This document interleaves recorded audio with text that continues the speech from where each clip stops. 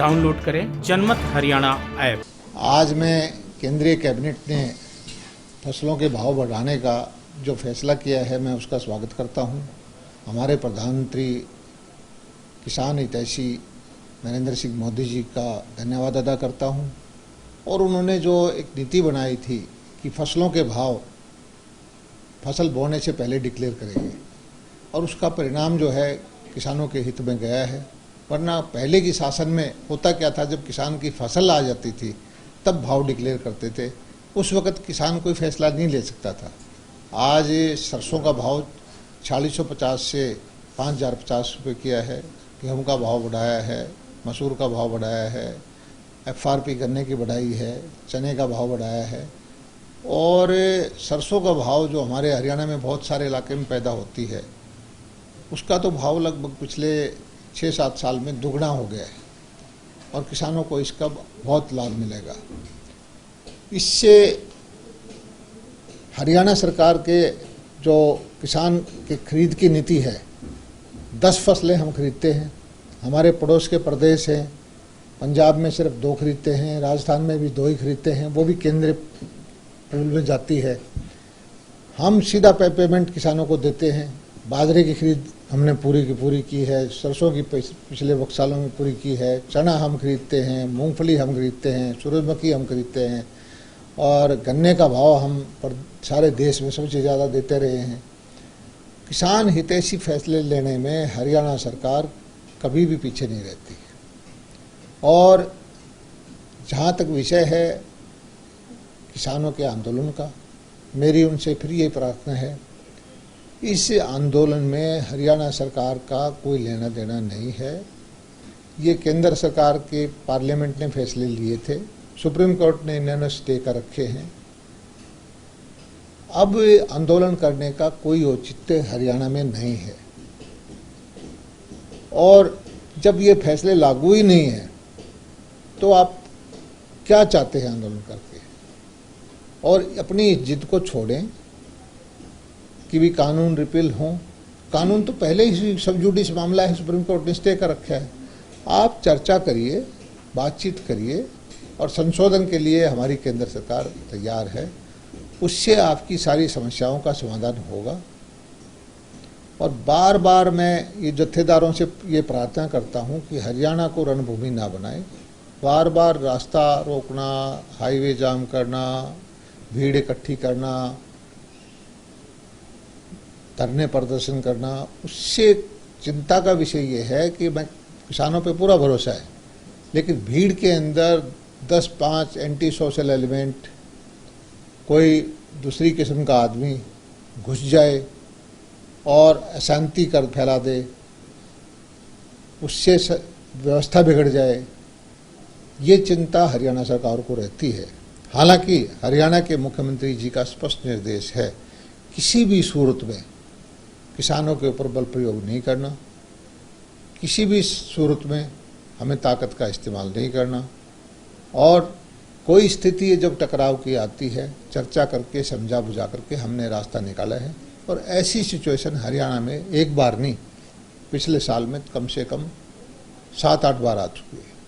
मुझे पूरी उम्मीद है कि करनाल में भी अधिकारी चर्चा कर रहे हैं किसान नेताओं से, और अब भी समाधान निकल जाएगा। सर, आखिर इस आंदोलन को हवा दे कौन रहा है? क्योंकि ऐसा नहीं है कि पहली बार आप ही की सरकार में आंदोलन चला, इससे पहले कांग्रेस सरकार में भी आंदोलन चला, इंडियन नेशनल लोकदल की सरकार में भी आंदोलन चला, कंडेला कांड हुआ, तमाम जो कांड एक पूरी फेवरिस्ट है। आखिर ऐसे आंदोलन को हवा देता कौन है? क्या सूचना है, क्या इनपुट्स है आपके पास? नहीं, मेरे पास ये CID का विभाग नहीं है, लेकिन आपके सामने मैं एक फैक्ट रखना चाहता हूँ कि पिछले 10 दिन के अंदर, 15 दिन के अंदर ही 2 घटनाएं घटी, जहाँ बल प्रयोग हुआ थोड़ा बहुत किसानों के ऊपर। उसकी हमने जांच का आदेश भी दिया। हमारे करनाल में हुआ, मोगा में हुआ। करनाल के अंदर आज क्या हालत आपको सारा पता है। मोगा में जहाँ कांग्रेस की सरकार है, वहाँ जो है कोई दिक्कत नहीं।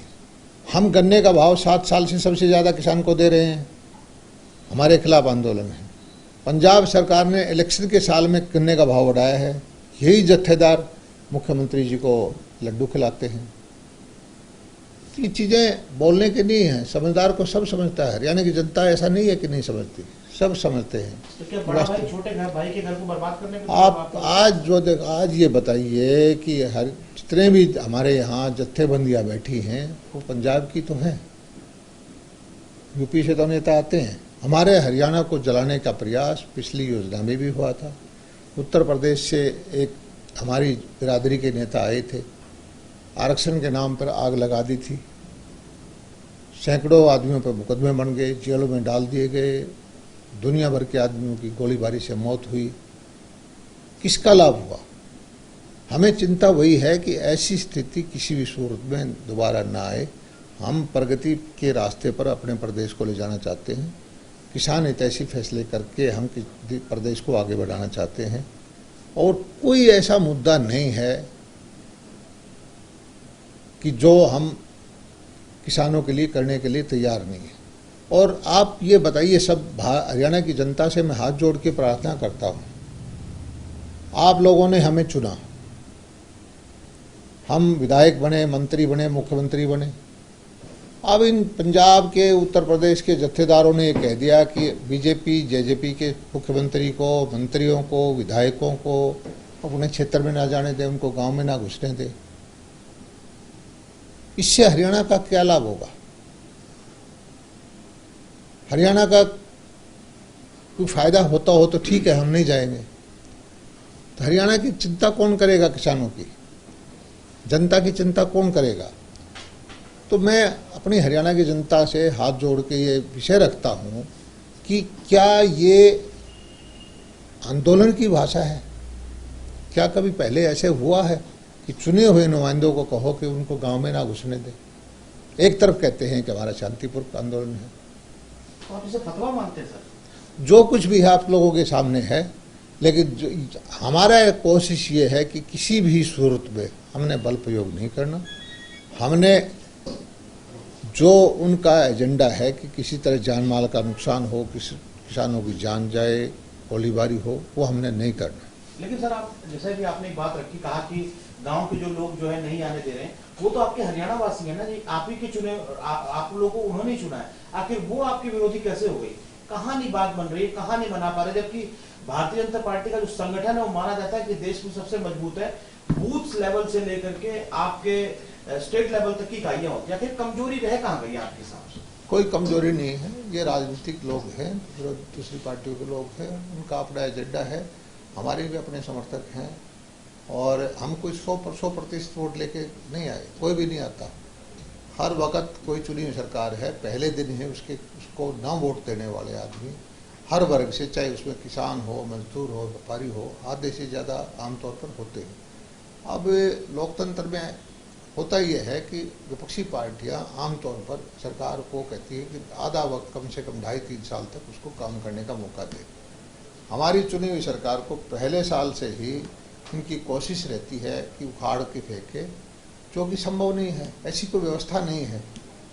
और पीछे नो कॉन्फिडेंस मोशन लेके आए विधानसभा में, कोई फेल हुआ, चर्चा करने को तैयार नहीं है। हवा जो है, जितने भी आंदोलन को हवा देने वाले लोग हैं, उनका एजेंडा जो है कामयाब नहीं होगा। भूपेंद्र सिंह हुड्डा ही लाए थे सर नो कॉन्फिडेंस मोशन। एक सवाल से लास्ट, भूपेंद्र सिंह हुड्डा ही लाए थे नो कॉन्फिडेंस मोशन। उन्होंने कहा था कि हम कह रहे हैं कि सरकार का विश्वास खत्म हो चुका है, तो फिर वहां उनका धराशायी हो गया। लेकिन आज भी वो कहते हैं कि किसानों के मुद्दे पर सरकार फेल है, बातचीत नहीं करती, सब कुछ है, और वो मानते हैं कि आंदोलन जो है मतलब भारतीय जनता पार्टी की जो नीतियां है, अगर ये एसडीएम को सस्पेंड कर देते तो करनाल का बवाल ही ना होता इतना बड़ा। मुद्दा भूपेंद्र सिंह हुड्डा का हमारे ऊपर विश्वास होने की कोई वजह भी नहीं है। वो राजनीति करते हैं, विपक्षी पार्टी के नेता हैं, वो अपने जो भी कुछ करना चाहें करें।